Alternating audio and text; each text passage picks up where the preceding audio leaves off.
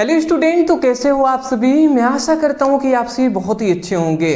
तो आज के वीडियो क्लास 12 के उन सभी स्टूडेंटों के लिए बहुत ही ज़्यादा इंपॉर्टेंट है जो बोर्ड एग्जाम 2026 की तैयारी कर रहे हैं, क्योंकि आज हम एक रिवीजन वाले टॉपिक को डिस्कस करेंगे जो हमने पहले ही कवर कर दिया है, बट हमने वन शॉट वीडियो में चैप्टर 4 को कंप्लीट कराया था।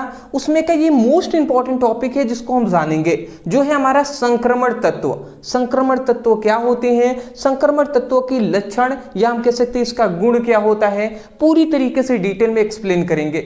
मैं आपको स्पष्ट रूप से बता दूं, ये क्वेश्चन हर बार बोर्ड एग्जाम में पूछा जाता है, हर बार की बात मैं कर रहा हूं, तो इसीलिए हम आपको रिवीजन में आपको करा रहे हैं शाम को ही।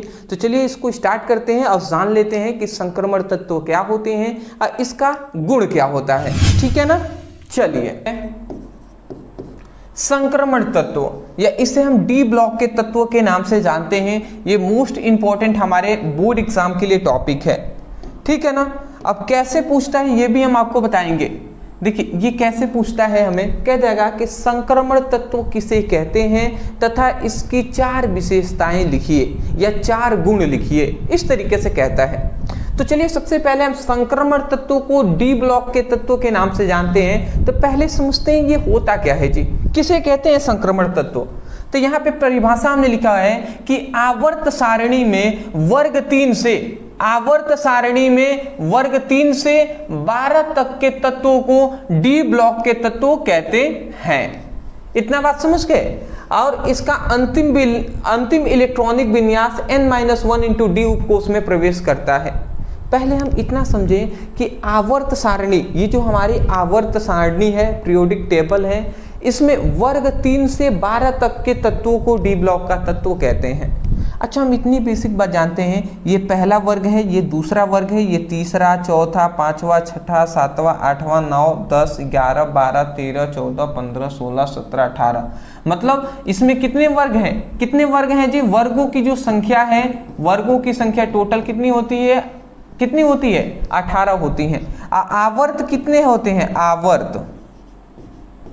आवर्तों की संख्या होती है 7।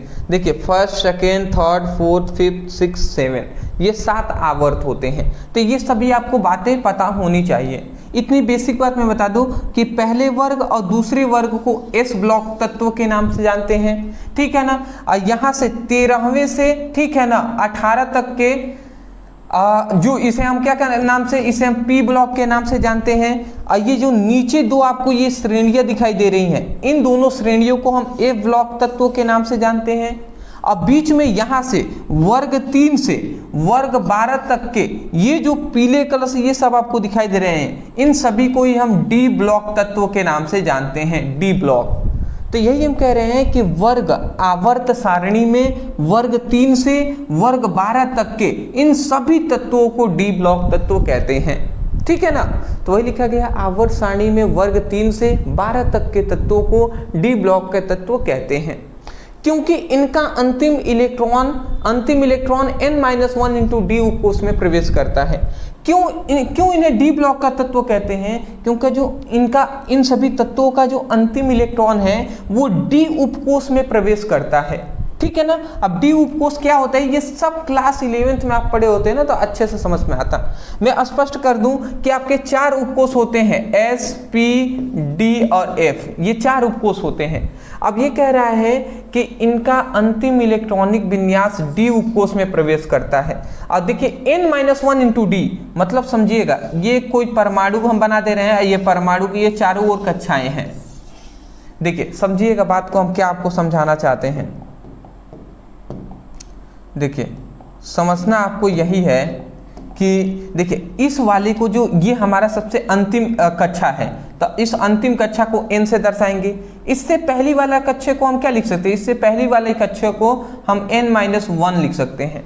तो यहाँ पे यही बात कहा जा रहा है कि जो इन सभी का इलेक्ट्रॉनिक अंतिम इलेक्ट्रॉन है वो n-1 मतलब इस वाली कक्षा की बात हो रहा है, n-1 इंटू डी, मतलब अंतिम कक्षा से पहली वाली जो कक्षा है उसके डी उपकोष में प्रवेश करता है, ठीक है ना।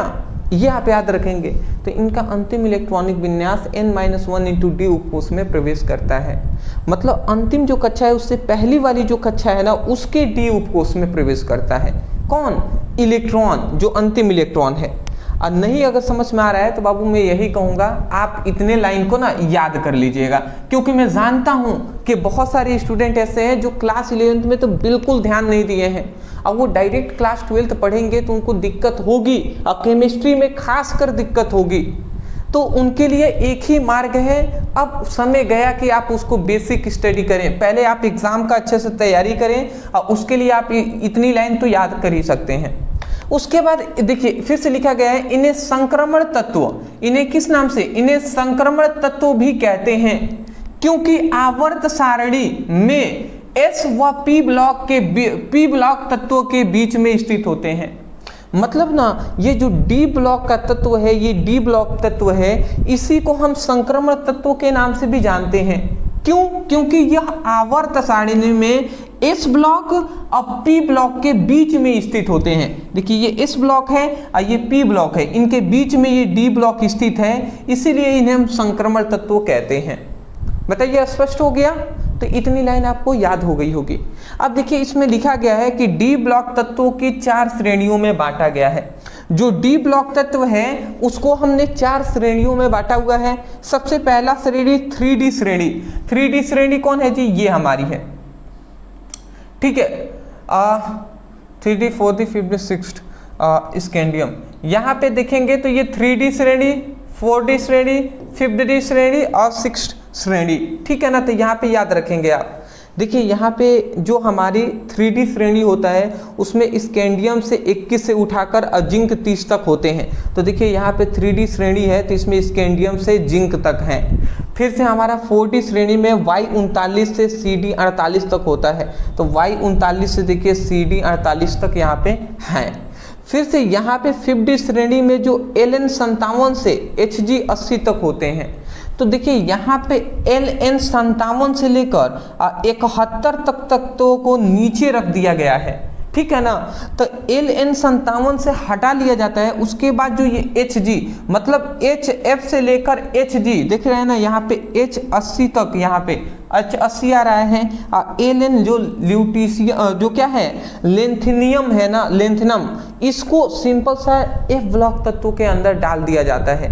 ये सब आप आवर्त सारणी देखिए यहाँ पे अगर आप पढ़ रहे हैं, पीरियोडिक टेबल एक आवर्त सारणी के टॉपिक ही है, उसको आप पढ़ेंगे ना समझ में आएगा।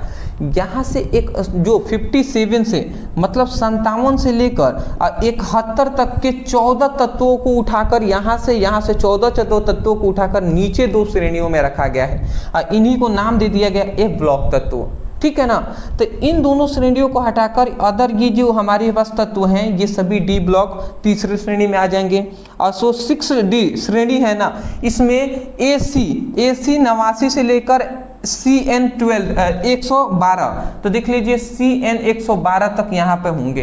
तो ये सब आपको याद कर लेना है। एक बार पीरियोडिक टेबल आप देखेंगे सब आपको समझ में आ जाएगा। एक मेरा छोटा सा आपका सजेशन रहेगा, देखिए यहाँ पे पीरियोडिक टेबल में नहीं समझा पाऊंगा क्योंकि समय कम है, हमें ज़्यादा कुछ पढ़ना है। अब पीरियोडिक टेबल हमारे टॉपिक में है ही नहीं, सिलेबस में तो हम काहे पढ़ाएं जी, काहे पढ़ाएं। तो आपको क्या करना है दोस्त, आप कर सकते हैं ये ना कि आप लिखिएगा आवर्त सारणी किसे कहते हैं ब्रदर सर, इतना लिख कर सर्च करेंगे, वीडियो आपको आवर्त सारणी पे मिलेगा, उसको आप समझेंगे तब आपको समझ में आएगा। ये सब क्लास 11th में हमने पढ़ाया हुआ है। तो सबसे पहली बात इतना लिख लीजिएगा, ये आप 4 लाइन लिख देंगे काफ़ी है, ये फिगर बनाने की कोई भी आवश्यकता नहीं है, ठीक है ना। उसके बाद ये हमने समझ लिया कि जो डी ब्लॉक तत्व या संक्रमण तत्व किसे कहते हैं। आवर्त सारणी में वर्ग 3 से 12 तक के तत्वों को डी ब्लॉक तत्व कहते हैं क्योंकि इनका अंतिम इलेक्ट्रॉन n-1 इंटू डी उपकोष में प्रवेश करता है। इन्हें हम संक्रमण तत्वों के नाम से भी जानते हैं क्योंकि ये एस ब्लॉक और पी ब्लॉक के बीच में स्थित होते हैं, ठीक है ना। इसीलिए चलिए अब हम जानेंगे इनका गुण या विशेषताएं। तो संक्रमण तत्वों के गुण जान लेते हैं। तो यहाँ पे हमने सबसे पहला लिखा हुआ है कि इनका अंतिम इलेक्ट्रॉन, देखिए इनका अंतिम इलेक्ट्रॉन n-1 इंटू डी 1 से लेकर 10 तक इलेक्ट्रॉन डी में भरेंगे और ns 1 से लेकर 2 तक इलेक्ट्रॉन भरेंगे। मतलब बाबू अगर मैं अच्छे से समझाऊं तो ये हमारे पास एक हम यहाँ पे परमाणु का फिगर बना देते हैं। ये तो परमाणु का नाभिक है और ये सभी कक्षाएं हैं। ये अंतिम कक्षा है, यहाँ पे ये देखेंगे ये अंतिम कक्षा है। तो अंतिम कक्षा है और इससे पहले वाली कक्षा को कैसे दर्शाएंगे, तो इसको हम n-1 से दर्शाएंगे, n-1 से। कैसे कि बाबू अगर मान लेते हैं ये 5वीं कक्षा है तो ये चौथी कक्षा होगी, ये तीसरी कक्षा होगी, ऐसे ही ना होगा। तो ये 5वीं कक्षा है और ये चौथी कक्षा कैसे दर्शाएंगे, तो 5 में से 1 घटाएंगे तभी तो 4 होगा ना, तो ये चौथी कक्षा होगा। इसी प्रकार n था तो n-1 हमने कर दिया है, समझ रहे हैं। तो देखिए यहाँ पे हम ये आपको कहना चाहते हैं कि जो इसका अंतिम इलेक्ट्रॉन है वो अंतिम कक्षा से जो पहली वाली कक्षा जिसे n-1 कहते हैं, इसके d उपकोष में 1 से लेकर 10 तक इलेक्ट्रॉन भरेंगे और जो अंतिम कक्षा है उसके s उपकोष में 1 से लेकर 2 तक इलेक्ट्रॉन भरेंगे। हम इतना बात जानते हैं कि s ब्लॉक में अधिक से अधिक 2 इलेक्ट्रॉन भरे जा सकते हैं, p में अधिक से अधिक 6 इलेक्ट्रॉन, d में अधिक से अधिक 10 इलेक्ट्रॉन और f में अधिक से अधिक 14 इलेक्ट्रॉन भरे जा सकते हैं। तो ऐसा आपको नहीं सोचना है कि सर 1 से 2 ही क्यों भरे जा सकते हैं, 3 नहीं, क्योंकि 3 नहीं भर सकते भैया, 2 ही भर सकते हैं s में। d में 1 से लेकर 10 तक ही भर सकते हैं, 11 नहीं भर सकते, ठीक है ना। तो ये सब रूल होता है, तो ये आप याद रखेंगे। ये इलेक्ट्रॉनिक विन्यास है टोटल, इसको याद कर लेंगे, ठीक है ना। अगला कह रहा है संक्रमण धातु अति कठोर व कम वाष्पशील होती हैं। देखिए संक्रमण जो धातु होती हैं अति कठोर होती हैं, मतलब बहुत ज़्यादा कठोर होती हैं और ये कम वाष्पशील होते हैं। इनको गर्म करने पर भी वाष्प में नहीं बदलते हैं जल्दी। क्यों? क्योंकि इनके बीच, मतलब सिंपल सा क्या है ना, क्योंकि इनका जो अंतिम कक्षा में जो अंतिम इनकी जो कक्षाएं होती हैं पूर्ण रूप से भरी हुई होती हैं। जो इनकी डी ऑर्बिटल है जिसमें 5 कक्षाएं होती हैं वो पूर्ण रूप से इलेक्ट्रॉनों से भरी हुई होती हैं, पूर्ण रूप से ये भरी हुई होती हैं, ठीक है ना। तो पूर्ण रूप से भरी हुई होंगी, इसीलिए इनके बीच जो बंध बनता है बहुत ही मजबूत बंध बनता है, जिसके कारण ये अति कठोर हो जाते हैं। इनका गलनांक और क्वथनांक उच्च होता है, इनका गलनांक और क्वथनांक दोनों ही उच्च होता है। ना तो हम इसको ठंडा करके पिघला सकते हैं और ना ही इसको गर्म करके हम जल्दी पिघला सकते हैं, ठीक है ना, ये बातें कहा जा रहा है। इसका करण एंथैल्पी क्या होता है, उच्च होता है। इसकी आयनन ऊर्जा S व P ब्लॉक तत्वों के मध्य में होता है, मतलब S ब्लॉक तत्व का जो आयनन एंथैल्पी होगा, P ब्लॉक तत्व का जो आयनन एंथैल्पी होगा, उन दोनों के बीच में इनकी आयनन ऊर्जा होती है, ठीक है ना। तो ये सब आपको याद रखना पड़ेगा। तो मैं आशा करता हूँ कि ये आपको समझ में आ गया होगा टॉपिक कि संक्रमण तत्व किसे कहते हैं और इसका गुण। तो इस तरीके से बेसिक से आपको स्टडी करते हुए चलना है। चलिए दोस्त, अच्छे तरीके से समझ में आ गया होगा, आप स्क्रीनशॉट ले लीजिए।